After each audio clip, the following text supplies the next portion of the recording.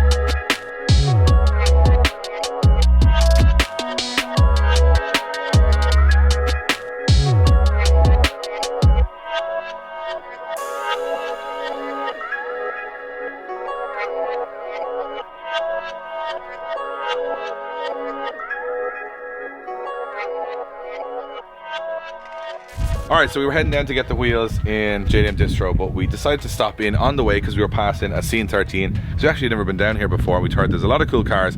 Also, David Coleman's car, the S15 with the K24, is in here at the minute. We want to see the progress with how they're getting on with all the Link ECU stuff. But we've already walked into some very, very cool stuff. We've got a Supra here, and this is, you know what, every time we see one now, we're kind of going, it gets more special every time. And I wish I was standing here cleaning my Supra, but I don't have a Supra, and I definitely can't justify how much they're going for. What's up, man? How are you? How are you, bud? All this good? Thing is, this is very nice. Yeah, it's cool. Like, it's a very cool car. 3-spoke Advance? Advance SH3Rs, yeah, they came in from Japan with them on it. Coins and caps all to go on them as well. Yeah, came in 2015 with a JDM auction watch, and came in kind of looking like a 90s porn star, VSI kit all over it. Pink neons. It's like the VSI kit is like an acquired taste. Yeah, absolutely. So then full facelift on the front, right ox kit. Yeah, now it's going good. Yeah, 3-litre twin turbo, 6-speed get rag. So this is the proper twin turbo. This is the RZ, yeah. This is the one. This is the one. Amazing. It's amazing to think, like, there's not many of them in the country now that are still running and driving, and this one is absolutely gorgeous. I'll tell you what, we're going to let you clean it off because we'll get some nice shots of this when it's actually got oh, good man, yeah. By the way, just absolutely madness over here. It's proper Arab spec. That is, it's quite Middle East looking actually from our travels there. This thing is gorgeous. All the bells and whistles. Okay, but that's not what we're here to see. Let's go inside. All of the JDM. What's up, boys?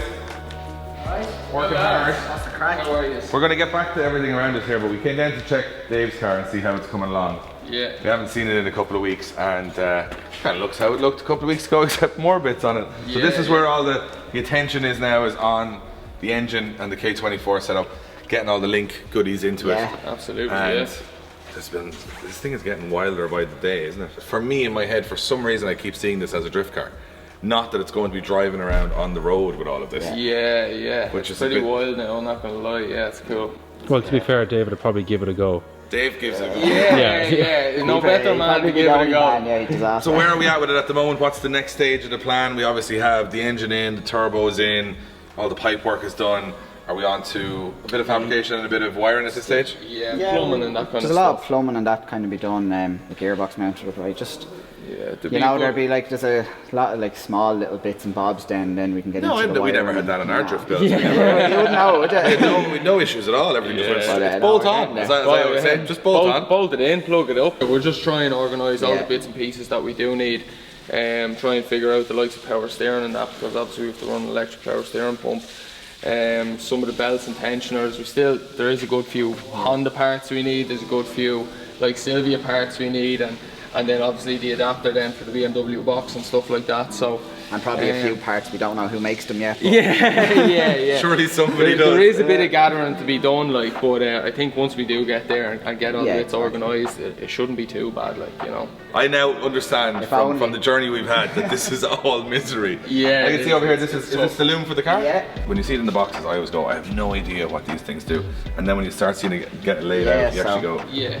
there she is, kind of, as it's going. This on a road car to me is the best thing ever, because, and I shouldn't really advertise it as this, but it's a programmable dash, obviously from Link ECU, and if it's on a road car, you can kind of just turn off the things that you don't Do what you want want. anybody to see if they were suspect in the car. So that's I'm not saying that's the #1 reason you put it in, because it looks cool and it works really well, but I think that on a road car just totally modernizes the dash and everything else. yeah, the original I think if dash people are doing engine conversions, this is the way to go. Yeah, well, because you can just go, right, get rid of all the mess out of the car. This is all I needed to work. This is all I need to do. And this is the street one, so you even have your indicators and all that stuff on it, which is class. Anyway, as much as we want to catch up with that, I'm sure we'll see more progress over the next couple of weeks. I'm getting super distracted here. All right, guys, I want to just quickly thank one of our partners here at Drift Games, Mobil 1 Oil. We've been working with Mobil 1 for years. We run it in all of our road cars and our drift cars, and we've never had any issues. It's the best in the business. It's used by motorsport teams the world over. So if you love your car and you love your engine and you want it to stay reliable, check out the full range from Mobil 1. So I just turned around.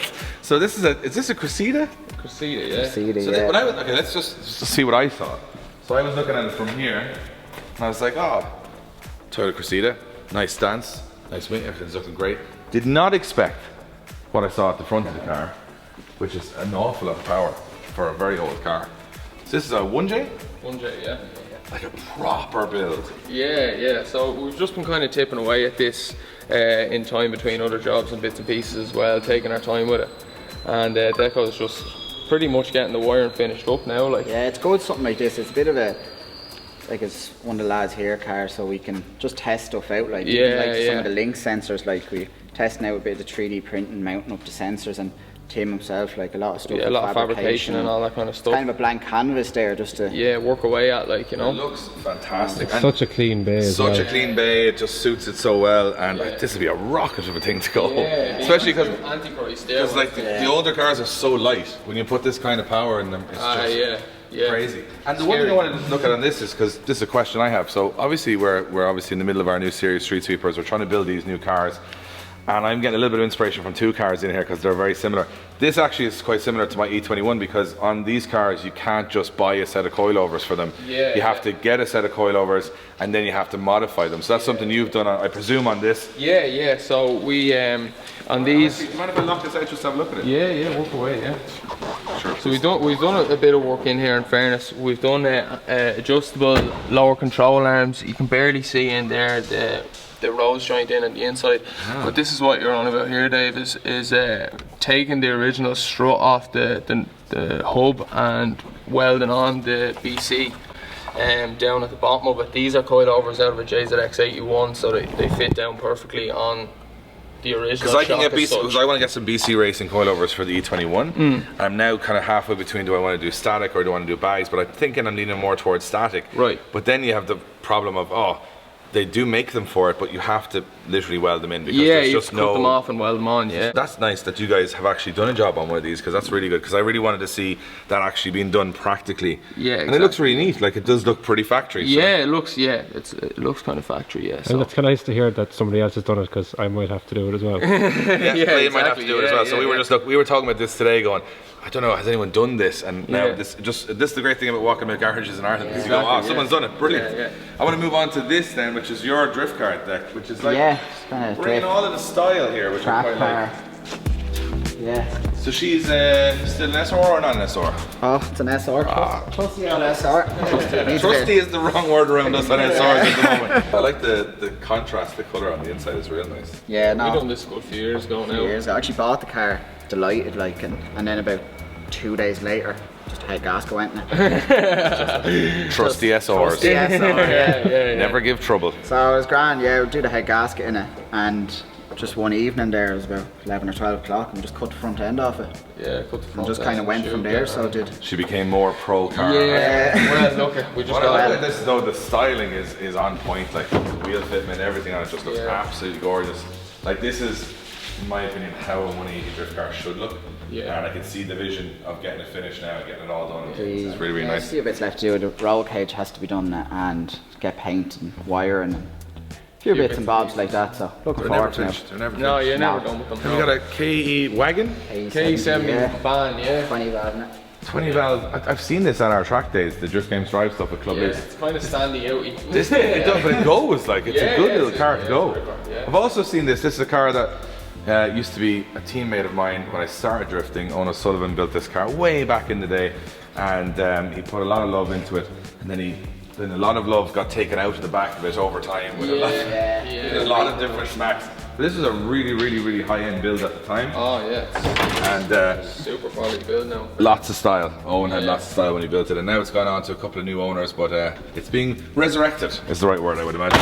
Yeah, exactly. Yeah, it's still running the 1J and that HES turbo and everything in it. Everything is still working and running as it should.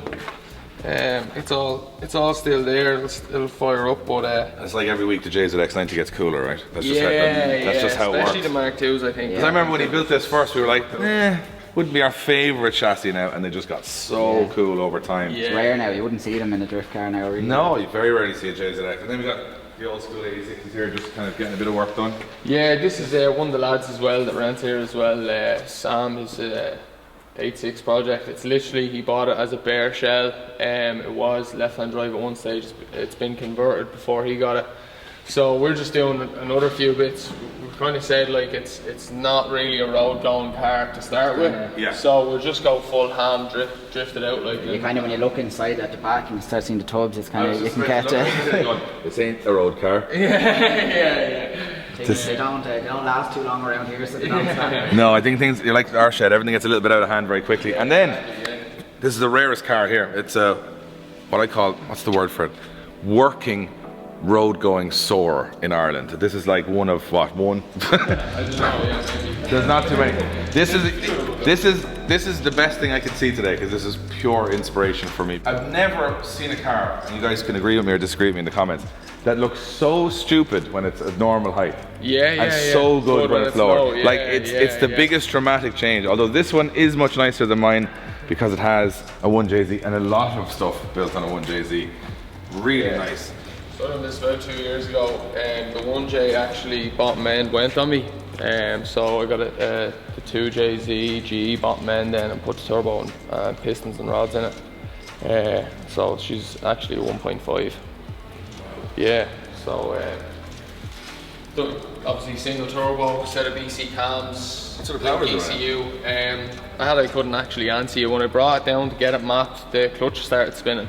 So there was a single plate ORC in it, so I'm only after in the last maybe month or so putting in it. Twin plate ORC, so I need to bring it back down just to get it remapped and the see what. difference once that went in Oh, was man. absolutely mental. Yeah. First day out on the road. Yeah, it pulls like a train now, like. Always remember that you can go on the internet to see as many different cars in the world as you want, but nothing beats seeing one in the flesh to get a bit of inspiration from it. absolutely, yeah, So this has given me a lot of inspiration. and also the Cressida with for the E21, so that's awesome. Well, we won't take too much more of your day except for the next 5 minutes where I really want to get this and the drift car into the other side of the shed. I want to take some really nice shots of it because these are beautiful, so I want to take some photos.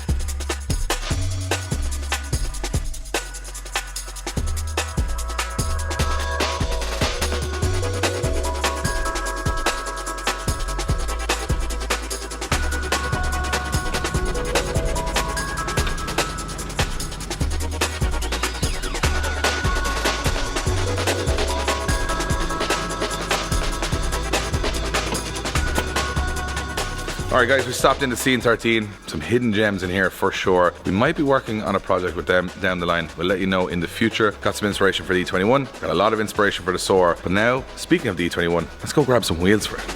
Alright, so we got super late. We got totally distracted at C13 and we were almost late. So the boys here at JDM Distro hung on for us for 10 minutes. Great lads, great lads. And these are the wheels that we are putting on to the E21, which are Works VSXXs, 4x100. Tiny little wheels compared to what I usually get here. Or you can compare it to the last set of these you got. Well, we have them still in the shed, so I want to put one beside the ones we still have in the shed because they're 14J. These are 6.5J, massive, huge wheels. Good offsets though, and I think they'll suit the BMW really well. So let's throw them into the Suzuki, get back to the shed, throw some tires on them and see what they look like.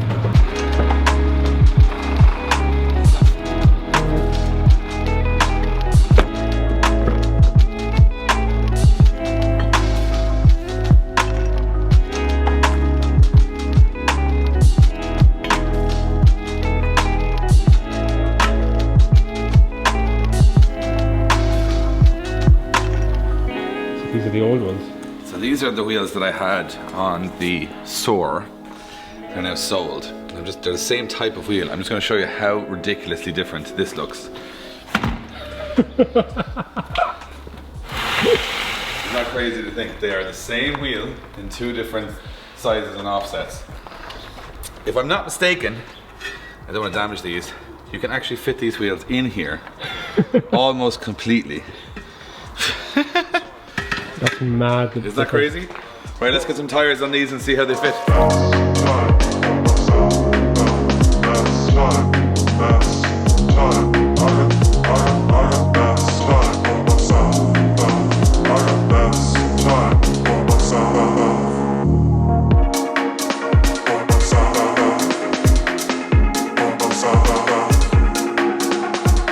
Well, that didn't go to plan.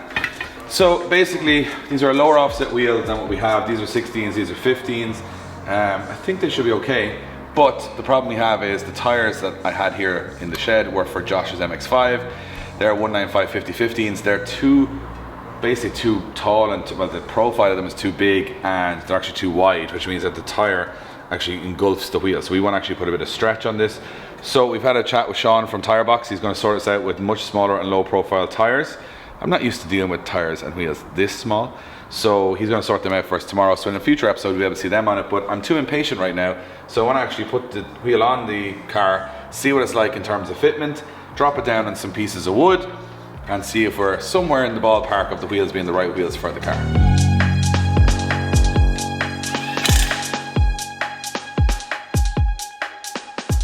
Jack will come down.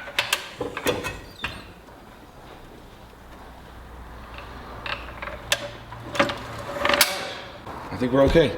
So this car obviously has a massive amount of drop that's needed, a scary amount in fact, and the tires are going to be somewhat similar to that wood, so we got to drop this like a foot. A lot, yeah. A lot more than I've ever dropped a car before, so we need to drop it a lot. Now, as you guys can see, the wheels definitely need a refurbishment, but so does the paint on the car, so I'm going to try and look into doing both of those. But I think putting some old school work wheels on an old German car is a little bit different, something a bit unique, and these are quite small, but they've just enough dish and they're very negative offset, so they're just going to sit, I think, very flush with the arch.